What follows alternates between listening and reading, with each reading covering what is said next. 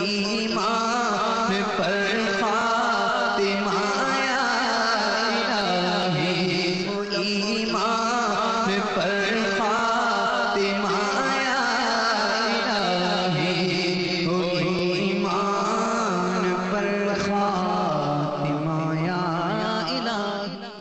الحمدللہ رب العالمین، والصلاة والسلام علی سید المرسلین، اما بعد فاعوذ باللہ من الشیطان الرجیم، بسم اللہ الرحمن الرحیم، الصلاة والسلام علیک یا رسول اللہ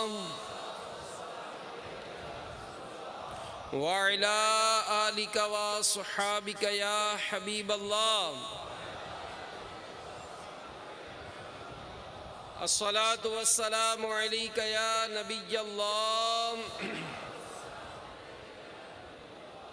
وعلی آلک وصحابک یا نور اللہ۔ فرمان مصطفیٰ صلی اللہ تعالی علیہ وآلہ وسلم، نیت المؤمن خیر من عملہ، مسلمان کی نیت اس کے عمل سے بہتر ہے۔ اللہ کی رضا کے لیے، ثواب بڑھانے کے لیے اچھی اچھی نیتیں کر لیں کہ رضا الہی کے لیے، حصول ثواب کے لیے، علم دین حاصل کرنے کے لیے بیان میں شریک رہوں گا۔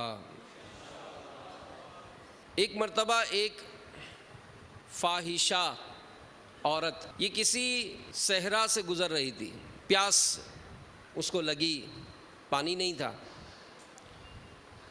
اب پانی تلاش کرتے کرتے وہ ایک کنویں کے پاس پہنچی۔ اب کنویں کے اندر جب جھانکا تو پانی تو نظر آیا مگر ڈول اور رسی نہیں تھی، تو بہت احتیاط کے ساتھ وہ اس کنویں میں اتری، اور کنویں میں اترنے کے بعد اس نے پانی پیا، اللہ کا شکر ادا کیا اور کنویں سے باہر آ گئی۔ اب جیسے ہی کنویں سے باہر آئی، ایک پیاسا کتا وہ بھی کنویں کے قریب کھڑا، پیاس کی شدت کے مارے زبان باہر نکالے ہانپ رہا تھا۔ اس عورت نے دل میں خیال کیا کہ جس طرح مجھے پیاس لگی ہے اس کتے کو بھی پیاس لگی ہوگی، چنانچہ وہ پھر کنویں میں اتری، اپنا چمڑے کا موزہ اس نے اتارا اور اس چمڑے کے موزے میں پانی بھرا اور اوپر آ کر اس پیاسے کتے کے منہ میں پانی ڈال دیا۔ کتے نے پانی پیا اور وہاں سے چل پڑا۔ اس عورت کے اس عمل کے سبب اللہ تبارک و تعالی نے اس کی مغفرت فرما دی۔ تو اب عورت نے کیا استعمال کی؟ عقل استعمال کی، کہ عقل کے درست استعمال کے سبب اس نے ایک ایسا عمل کیا کہ جو اس کی مغفرت کا ذریعہ بن گیا۔ تو زندگی میں انسان کو بہت سارے معاملات درپیش ہوتے ہیں، لیکن دیکھا جاتا ہے کہ جو عقل مند ہوتا ہے تو وہ اس کام سے بڑا فائدہ اٹھا لیتا ہے، اور جو کم عقلی کا مظاہرہ کرتا ہے تو وہ کئی چیزوں میں پیچھے رہ جاتا ہے۔ تو ہم عموماً اگر عقل کو کبھی سوچتے ہیں نا تو وہ دنیاوی لحاظ سے کہ یار یہ بڑا عقل مند ہے اس لیے کہ پیسے والا ہے، یہ بڑا عقل مند ہے کہ اس نے جناب فلانا کار بنانا سیکھ لی، ٹرک بنانا سیکھ لیا، یہ بڑا ہوشیار ہے۔ تو یہ دنیاوی طور پر ہوشیاریاں اگرچہ چلو دنیاوی طور پر فائدہ دیں گی، مگر عقل کے اچھے استعمال سے نیکیوں میں بڑا اضافہ کیا جا سکتا ہے۔ جیسے امیر اہل سنت دامت برکاتہم العالیہ عقل کا استعمال کرتے ہوئے ہمیں یہ ذہن دیتے ہیں کہ ہم جب کبھی کوئی نیک کام کریں تو اچھی اچھی نیتیں کر لیا کریں، عقل کا درست استعمال۔ اب کوئی ایسا شخص ہوتا ہے جیسے فیضان مدینہ ہے، اب فیضان مدینہ کی یہ جو ہال ہے جس میں چھت ڈلی ہوئی ہے، تو یہ عین مسجد ہے، یعنی اس حصے میں جو داخل ہوتا ہے گویا وہ مسجد میں داخل ہو گیا، اور مسجد کے احکام اس چھت کے نیچے آتے ہی شروع ہو جاتے ہیں۔ تو جو یہاں آ کر عمل کرے گا اس کا ثواب بڑھ جائے گا، مسجد میں آنے کا ثواب مل جائے گا، نیکیاں بڑھ جائیں گی، اور مزید احکامات مسجد کے اس پر لاگو ہو جائیں گے۔ تو کئی ایسے ہوتے ہیں جو اجتماعات میں آتے ہیں مگر پیچھے بیٹھے ہوں گے، تو اب آپ خود بتائیں کہ جو پیچھے بیٹھے تو اس کو مسجد کا ثواب ملے گا؟ نہیں ملے گا۔ اسی طرح کئی ایسے ہوتے ہیں جو نماز جیسے ہی اذان ہوئی مسجد میں موجود ہیں مگر پہلی صف نہیں پاتے، پہلی صف میں جگہ ہوتی ہے مگر یہ پیچھے ٹیک لگا کر بیٹھے ہیں، انتظار کر رہے ہیں کہ جناب ابھی اقامت ہوگی، ابھی صفیں درست ہوں گی تو میں اٹھ کر جہاں مجھے جگہ ملے گی شامل ہو جاؤں گا۔ لیکن جو اپنی عقل کا استعمال کرے گا تو وہ پہلی صف کو پائے گا، سنت قبلیہ پڑھے گا، اوراد و وظائف پڑھے گا، تلاوت قرآن کرے گا۔ تو بہرحال میرے میٹھے میٹھے پیارے پیارے اسلامی بھائیوں، مدنی چینل کے ناظرین، عقل کا استعمال یہ انسان کو دنیا اور آخرت میں بہت ساری برکتیں دلاتا ہے۔ ہم سب چاہتے ہیں کہ ہماری عقل بڑھ جائے، عقل تیز ہو جائے، تو آئیے سیدھا امام شافعی رحمۃ اللہ تعالیٰ علیہ کا قول سنتے ہیں کہ جس میں آپ نے عقل بڑھانے کا نسخے یہ ارشاد فرمائے ہیں، سبحان اللہ۔ چنانچہ سیدنا امام شافعی رحمۃ اللہ تعالیٰ علیہ فرماتے ہیں کہ 4 چیزیں عقل بڑھاتی ہیں، 4 چیزیں عقل بڑھاتی ہیں۔ نمبر 1، فضول باتوں سے پرہیز، قفل مدینہ لگائیں، فضول باتوں سے پرہیز۔ نمبر 2، مسواک کا استعمال۔ نمبر 3، صلحاء یعنی نیک لوگوں کی صحبت۔ اور نمبر 4، اپنے علم پر عمل کرنا۔ تو میرے میٹھے میٹھے پیارے پیارے اسلامی بھائیوں، دعوت اسلامی کے مدنی ماحول کا اگر اس قول امام شافعی رحمۃ اللہ تعالیٰ علیہ پر غور کرتے ہیں تو ان 4 باتوں کا بڑا اہتمام کیا جاتا ہے۔ اب دعوت اسلامی والے کون؟ بعض اسلامیہ کو ہوتا ہے کہ جناب یہ داڑھی اور یہ امامہ شریف، یہ مدنی حلیہ جس نے سجایا وہ دعوت اسلامی والا ہے۔ یقیناً یہ دعوت اسلامی والا ہے، مگر میرے امیر اہل سنت فرماتے ہیں کہ جو یا رسول اللہ کہتا ہے دعوت اسلامی اس کی ہے،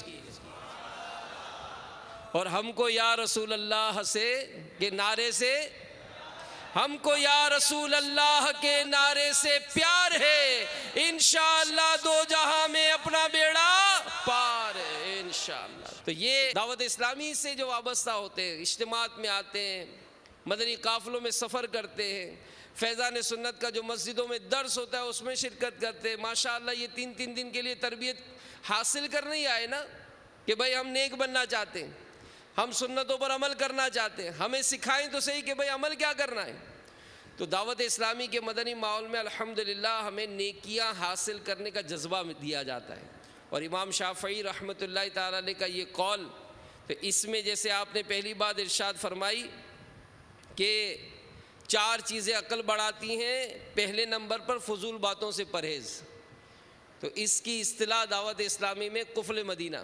امیر رسول اللہ پسند فرماتے ہیں کہ اسلام بھائی ضرورتاً بات چیت یہ نہ لکھ کر کیا کریں، اشاروں سے کیا کریں، تاکہ جب بات زبان سے کرتے ہیں تو بسا اوقات غیر ضروری باتیں بہت زیادہ ہو جاتی ہیں، اور فضول باتیں تو ویسے ہی نہیں کرنی چاہیے، خاص کر جو تربیتی اجتماع میں آئے، چونکہ ان کے زیادہ وقت مسجد میں گزرے گا، تو مسجد میں بعض اوقات بات چیت کرتے کرتے ہنسی مذاق بھی ہو جاتا ہے، تو مسجد میں ہنسنا یہ قبر میں اندھیرا لاتا ہے، یعنی ہنسنے سے مراد یہ کہ اتنی آواز سے ہنسنا کہ آپ کے کان سن لے، یہ ہنسنا کہلاتا ہے۔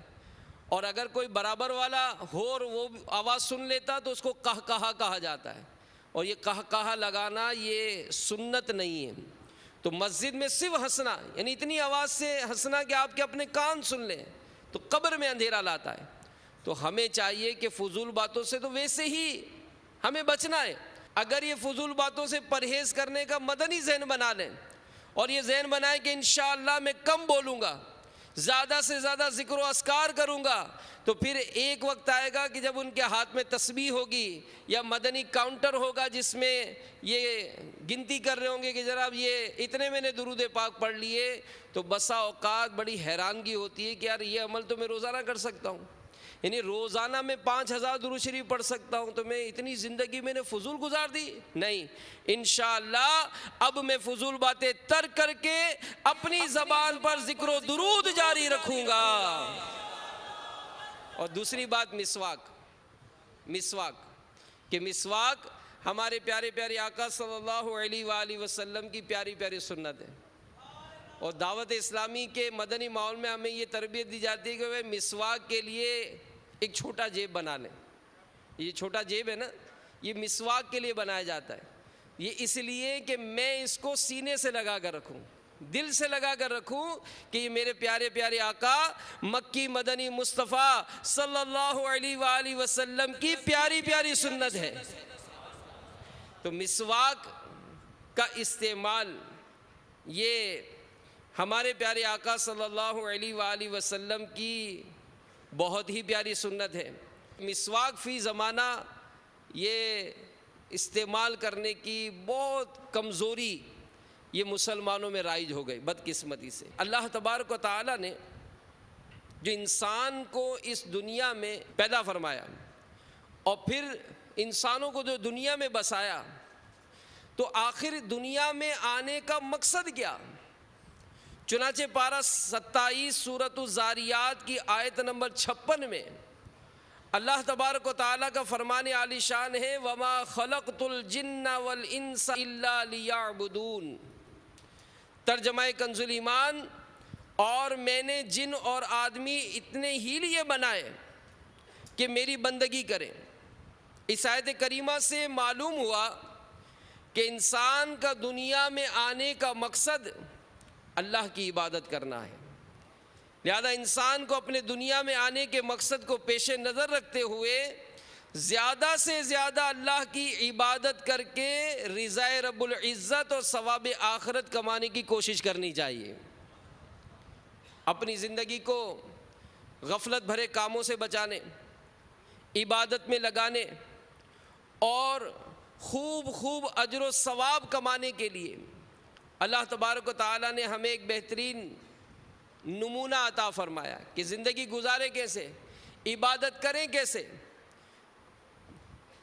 اور اس نمونے کی پیروی کرتے ہوئے اس کے مطابق اگر ہم اپنی زندگی گزاریں تو ہمارا اٹھنا بیٹھنا چلنا پھرنا کھانا پینا سونا جاگنا یہ سب کا سب عبادت بن جائے گا اور ہم اپنے مقصد حیات میں کامیاب ہو جائیں گے۔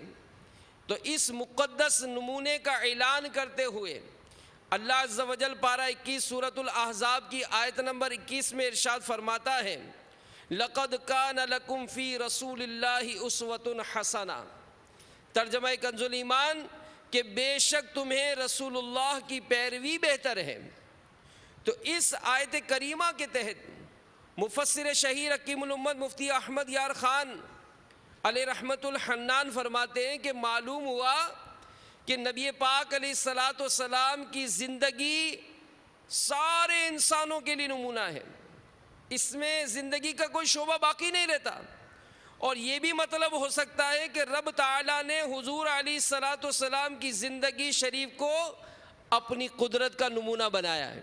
سبحان اللہ، یعنی کاریگر جو ہے مفتی صاحب فرماتے ہیں نمونے پر اپنا سارا زور صنعت یہ صرف کر دیتا ہے، تو معلوم ہوا کہ کامیاب زندگی وہی ہے جو پیارے پیارے آقا صلی اللہ علیہ وآلہ وسلم کے نقش قدم پر ہو۔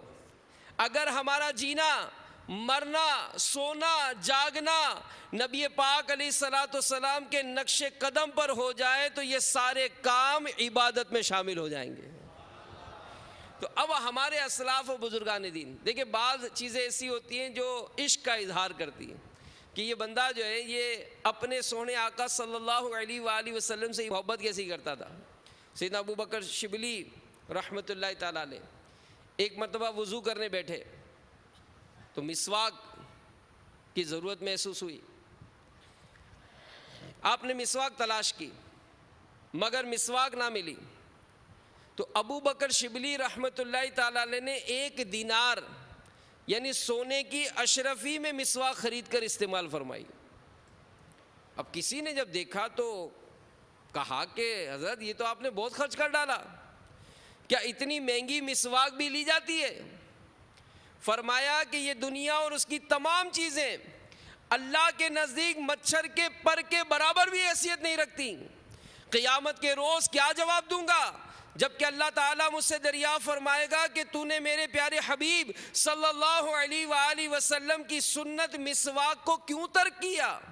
جو مال و دولت میں نے تجھے دیا تھا, جس کی حقیقت میرے نزدیک مچھر کے پر کے برابر بھی نہیں تھی, اس کو اس سنت یعنی مسواک کے حاصل کرنے میں کیوں خرچ نہیں کیا؟ پھر فرمایا میرے بھائی میرا خیال تو یہ ہے کہ اگر تجھ سے کوئی مسواک بیچنے والا آدھا دینار بھی مسواک کی قیمت طلب کرے تو ہرگز نہ دے گا اور مسواک کی سنت چھوڑ دے گا. سنت سے اس قدر غفلت کے باوجود تو اپنے آپ کو اولیاء اللہ اور سرکار مدینہ صلی اللہ علیہ وآلہ وسلم کے عاشقین میں شمار کرتا ہے. خدا کی قسم یہ ایک ایسا دعویٰ ہے جس کی کوئی دلیل نہیں ہے.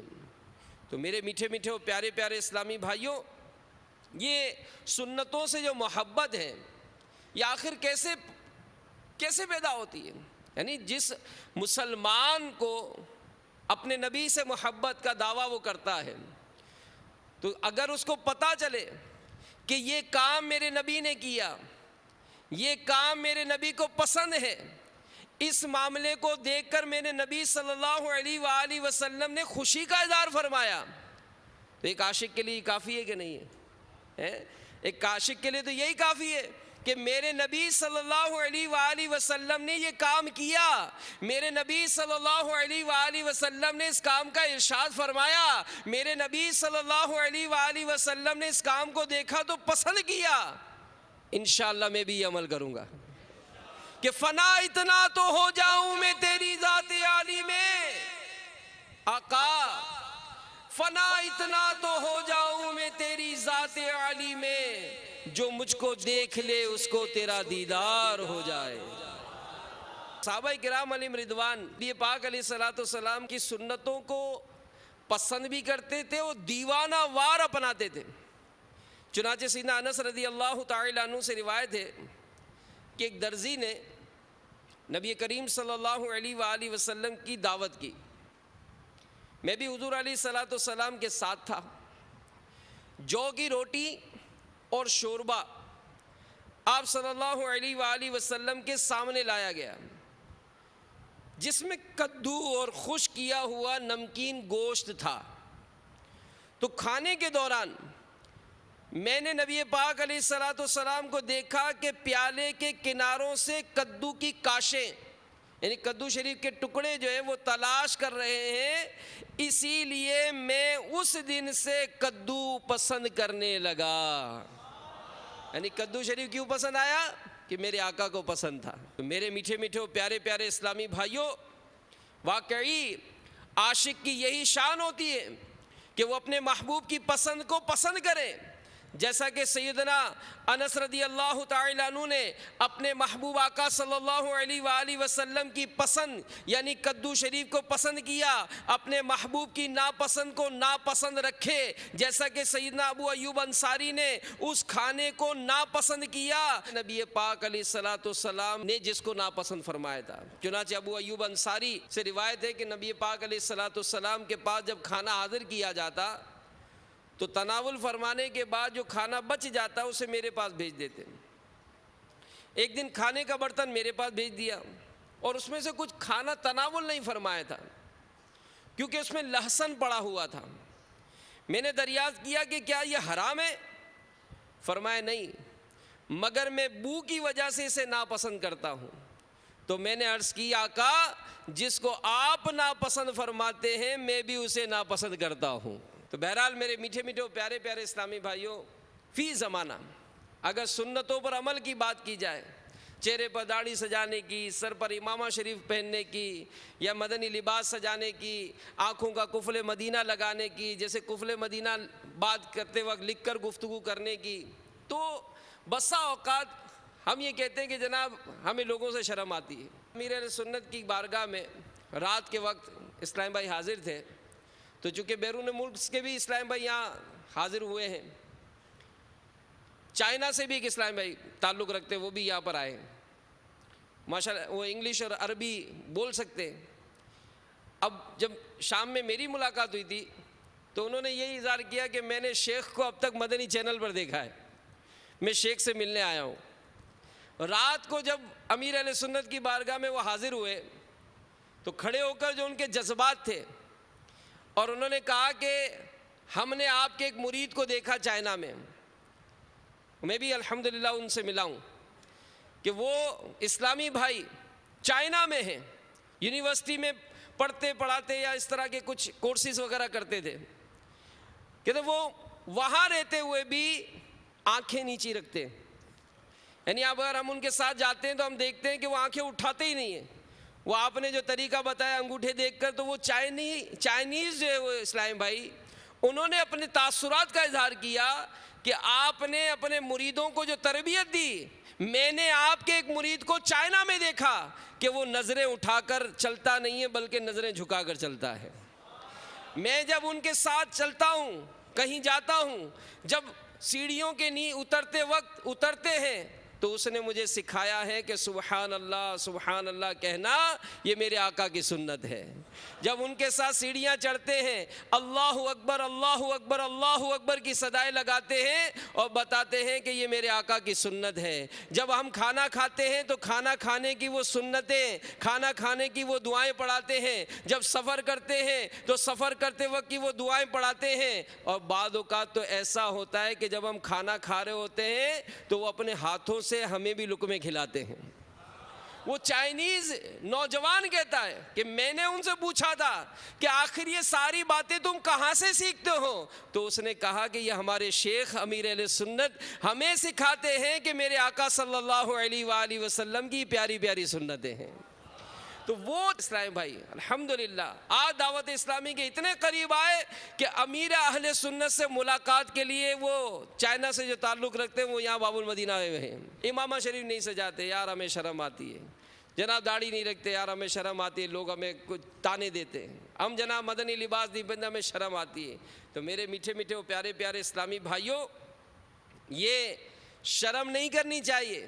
کھانا کھاتے وقت سنتوں کا لحاظ کرنا چاہیے کہ برتن صاف کرنا یہ ہمارے آقا کی سنت ہے. انگلیاں کھانا کھانے کے بعد چاٹنا یہ ہمارے آقا صلی اللہ علیہ وآلہ وسلم کی سنت ہے. سیدنا حسن بصری رحمۃ اللہ تعالیٰ علیہ فرماتے ہیں کہ سیدنا معقل بن یسار رحمۃ اللہ تعالیٰ علیہ جو وہاں مسلمانوں کے سردار تھے، ایک مرتبہ لوگوں کے ساتھ کھانا کھا رہے تھے، ان کے ہاتھ سے لقمہ گر گیا، انہوں نے اٹھایا صاف کر کے کھا لیا. تو یہ دیکھ کر جو وہاں کے گوار بیٹھے تھے، دیہاتی قسم کے جو ہوتے ہیں، تو انہوں نے آنکھوں سے ایک دوسرے کا کوئی اشارہ کیا کہ کتنی عجیب بات ہے کہ گرے ہوئے لقمے کو اٹھا کر کھا لیا. تو کسی نے آپ سے کہا کہ اللہ امیر کا بھلا کرے، اے ہمارے سردار، یہ گوار ترچھی آنکھوں سے اشارہ کرتے کہ امیر صاحب نے گرا ہوا لقمہ کھا لیا حالانکہ ان کے سامنے یہ کھانا موجود ہے. تو انہوں نے کیا فرمایا؟ حالانکہ سردار تھے لیکن کیا فرمایا سنیے. وہ کہنے لگے ان عجمیوں کی وجہ سے میں اس چیز کو نہیں چھوڑ سکتا جسے میرے پیارے آقا صلی اللہ علیہ وآلہ وسلم سے سنا ہے کہ ہم ایک دوسرے کو حکم دیتے تھے کہ لقمہ گر جائے تو اسے صاف کر کے کھا لیا جائے، شیطان کے لیے نہ چھوڑا جائے. اور شیطان کے خلاف جنگ، شیطان کے خلاف جنگ. تو کھانا کھانے کے بھی آداب ہیں، سنتیں سیکھیے تو صحیح. دیکھیے پہ دنیا اور آخرت میں اس کی کیسی برکتیں ملتی ہیں. زبردست محدث حضرت سیدنا حدبہ بن خالد رحمۃ اللہ تعالیٰ علیہ کو خلیفہ بغداد مامون رشید نے اپنے یہاں مدعو کیا. اب کھانا جب کھا چکے تو جو کھانے کے دانے وغیرہ گر گئے تھے تو محدث صاحب ان کو چن چن کر اٹھانے لگے. تو مامون خلیفہ جو تھے حیران ہو کر کہا کہ اے شیخ، کیا آپ کا پیٹ نہیں بھرا ابھی تک؟ فرمایا کیوں نہیں؟ دراصل بات یہ کہ مجھ سے سیدنا حماد بن سلمہ رضی اللہ تعالیٰ عنہ نے ایک حدیث بیان فرمائی کہ جو شخص دسترخوان کے نیچے گرے ہوئے ٹکڑوں کو چن چن کر کھائے گا وہ تنگ دستی سے بے خوف ہو جائے گا۔ تو میں اسی حدیث پر عمل کر رہا ہوں۔ یہ سن کر مامون بہت متاثر ہوا، اپنے خادم کو اشارہ کیا، 1000 دینار رومال پر باندھ کر لایا۔ تو مامون نے اس کو سیدنا حدبہ بن خالد کی خدمت میں بطور نذرانہ پیش کیا۔ تو سیدنا حدبہ بن خالد نے فرمایا اے خلیفہ الحمدللہ حدیث مبارکہ پر عمل کی ہاتھوں ہاتھ برکت ظاہر ہو گئی۔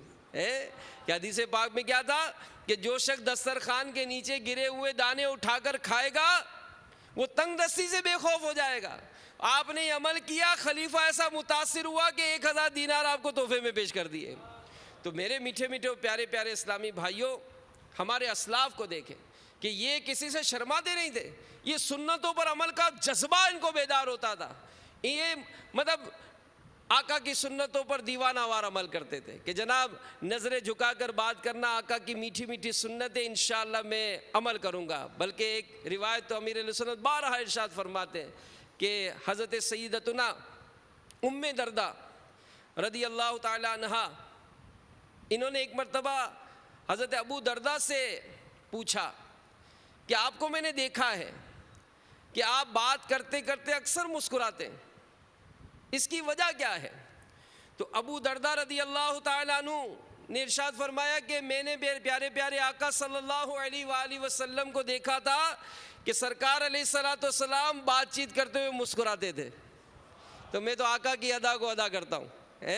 تو ہم بھی اگر یہ مسکرانے کی سنت اپنا لیں تو بتائیں ہمارا غصہ دور ہوگا کہ نہیں، چڑچڑاپن دور ہوگا کہ نہیں؟ تو اے کاش کہ ہمیں سنتوں پر عمل کا جذبہ نصیب ہو جائے۔ شاہ ایسا جذبہ پاؤں کہ میں خوب سیکھ جاؤں، شاہ ایسا جذبہ پاؤں کہ میں خوب سیکھ جاؤں، تیری سنتیں سکھانا، تیری سنتیں سکھانا، مدنی مدینے والے، مدنی مدینے والے، مدنی مدینے۔ اے عاشقان رسول، اے عاشقان میلاد، پیارے پیارے آقا صلی اللہ تعالیٰ علیہ وآلہ وسلم کی میٹھی میٹھی سنتوں کو اپنانے کا مدنی ذہن بنا لیجئے۔ سیدنا امام ابو عبداللہ شمس الدین رحمت اللہ تعالیٰ علیہ نقل کرتے ہیں، حضرت سیدنا علی بن حسین بن جدہ رحمت اللہ تعالیٰ علیہ نے حضرت سیدنا ہبۃ اللہ طبری رحمت اللہ تعالیٰ علیہ کو خواب میں دیکھا، پوچھا ما فعل اللہ بکا، اللہ تعالیٰ نے آپ کے ساتھ کیا معاملہ فرمایا؟ جواب دیا اللہ تعالیٰ نے میری مغفرت فرما دی۔ عرض کی کس سبب سے؟ تو انہوں نے رازدارانہ انداز میں کہا سنت پر عمل کی برکت سے۔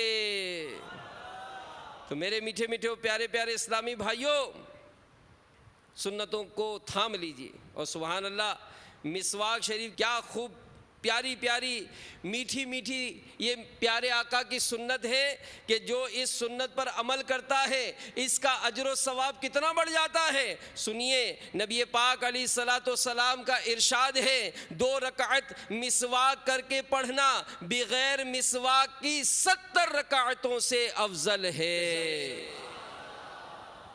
ایک اور روایت سنیے، میٹھے میٹھے مصطفیٰ صلی اللہ علیہ وآلہ وسلم کا ارشاد ہے مسواک کا استعمال اپنے لیے لازم کر لو کیونکہ اس میں منہ کی صفائی اور رب تعالیٰ کی رضا کا سبب ہے۔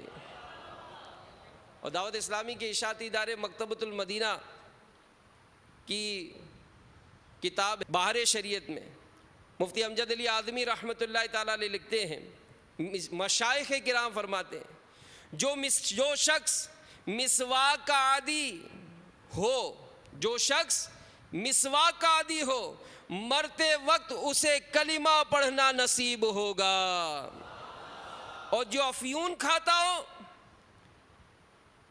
مرتے وقت اس میں کلمہ نصیب نہ ہوگا۔ سیدنا ابن عباس رضی اللہ تعالیٰ عنہ فرماتے ہیں مسواک میں 10 خوبیاں ہیں، سبحان اللہ۔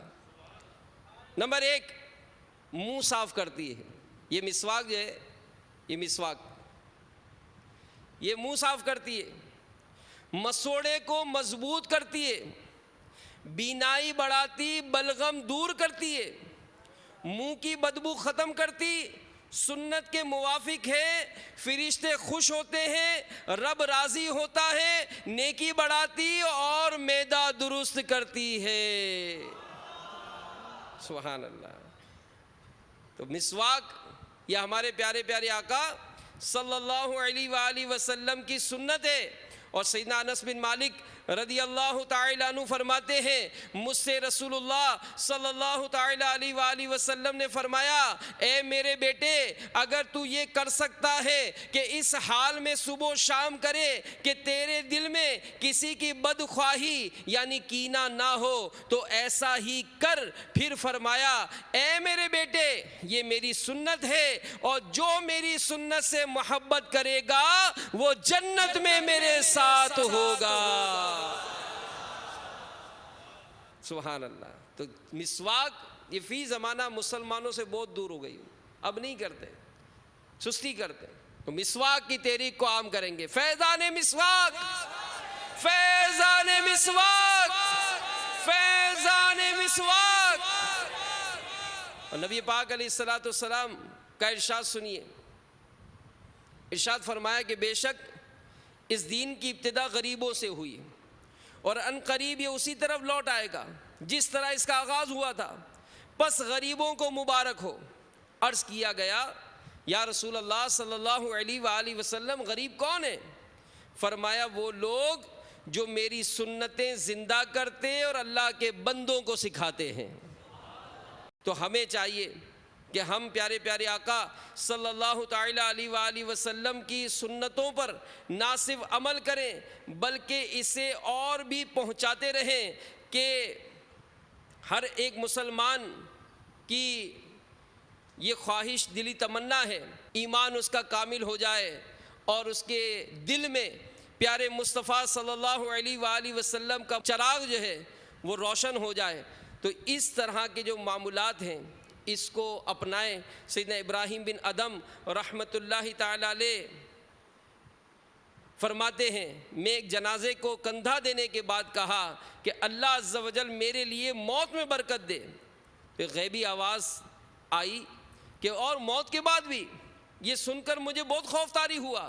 جب لوگ اسے دفن کر چکے، قبر کے پاس بیٹھ کر احوال آخرت پر غور و فکر کرنے لگا، اچانک قبر سے ایک حسین و جمیل شخص باہر نکلا۔ اس نے صاف ستھرے کپڑے پہن رکھے تھے جس سے خوشبو مہک رہی تھی۔ اس نے مجھ سے کہا کہ اے ابراہیم، میں نے کہا لبیک۔ پھر میں نے ان سے پوچھا خدا آپ پر رحم فرمائے، آپ کون ہیں؟ اس نے جواب دیا تخت پر سے موت کے بعد بھی کہنے والا میں ہی ہوں۔ میں نے کہا آخر آپ کا نام کیا ہے؟ تو انہوں نے کہا میرا نام سنت ہے۔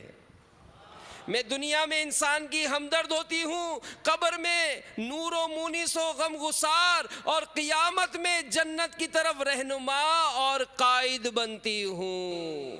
فیضان مسواک، انشاءاللہ خوب مسواک کی سنتوں پر عمل کریں گے اور انشاءاللہ اس کو دوسروں کو بھی ترغیب دلائیں گے۔ اللہ تبارک و تعالی ہمیں عمل کرنے کی توفیق عطا فرمائے۔ ایمان پر